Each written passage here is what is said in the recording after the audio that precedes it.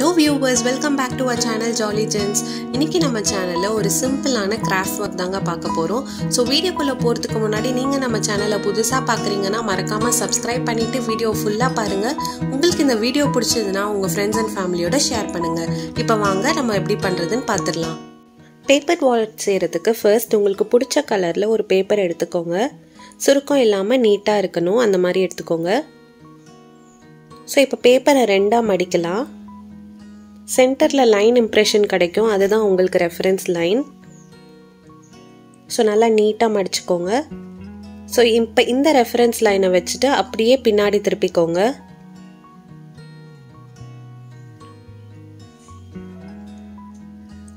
So middle இருக்கிற லைனை ரெஃபரன்ஸாக வச்சு அகெயின் ரெண்டு சைடும் ஃபோல்ட் பண்ணுங்க.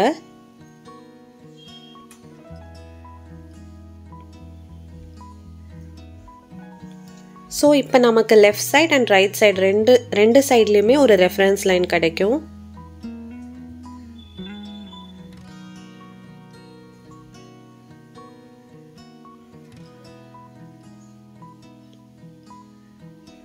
பட் லெஃப்ட் சைடை அப்படியே ஐடலாக இருக்கட்டும், ரைட் சைடை மட்டும் ஓப்பன் பண்ணிட்டு கிடைச்ச ரெஃபரன்ஸ் லைன் வச்சு அகெயின் குட்டியாக மடிச்சு விட்டுக்கோங்க.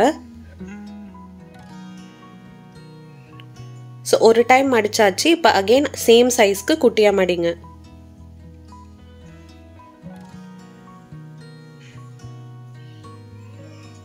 ரெண்டா மடிச்சு அப்படியே ஷேக் பண்ணாம பின்னாடி திருப்பிக்கோங்க. ரெண்டு எட்ஜஸும் மடிக்கணும். இப்போ ஒரு எட்ஜ் மடிச்சாச்சு, பேப்பரை திருப்பிட்டு இன்னொரு எட்ஜ் இதே மாதிரி மடிச்சு விட்டுக்கோங்க.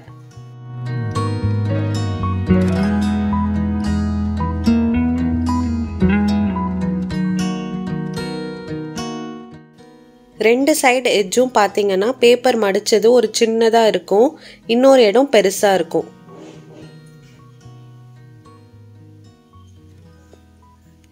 பெருசாக மடிச்ச இடத்துல கார்னர்ல கொஞ்சம் மடிங்க.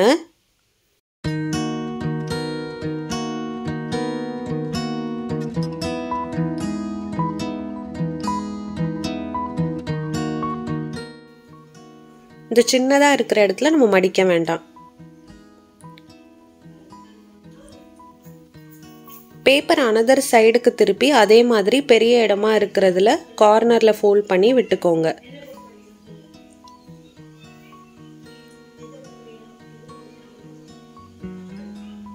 ஸோ அந்த சைடு எப்படி பண்ணுமோ சேம் தான், அதே மாதிரி இந்த சைடும் நம்ம பண்ணிக்கலாம். பெருசா இருக்கிற சைடில் மடிச்சுக்கலாம், சின்னதா இருக்கிறத அப்படியே விட்டுறலாம்.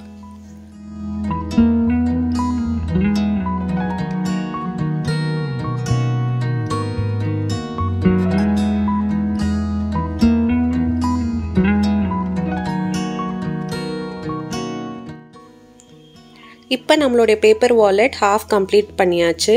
இப்போ வாலெட்டோட எட்ஜஸை லாக் பண்ணணும். ஸோ சின்னதாக மடித்த போர்ஷன் இருக்குல்ல, அதை ஸ்லோவாக கொண்டு வந்து பெருசாக மடித்த போர்ஷனுக்குள்ளே லாக் பண்ணிடுங்க.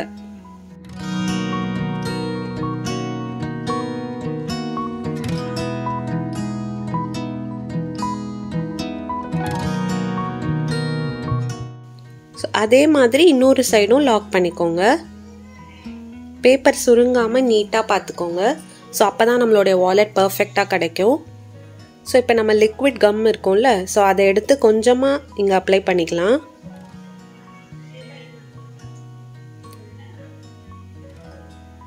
ரொம்ப நிறைய போட்டுற வேண்டாம், லைட்டாக போட்டாலே அது நல்லா ஸ்டிக் ஆகிக்கும்.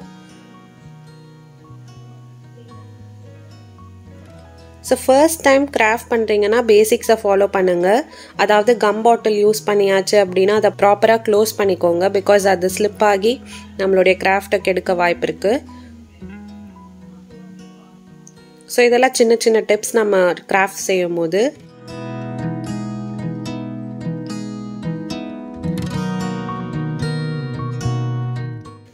இப்போ இதை இப்படி ரெண்டாக மடித்து விட்டுக்கோங்க, உங்கள் வாலெட் ரெடி ஆயிரும்.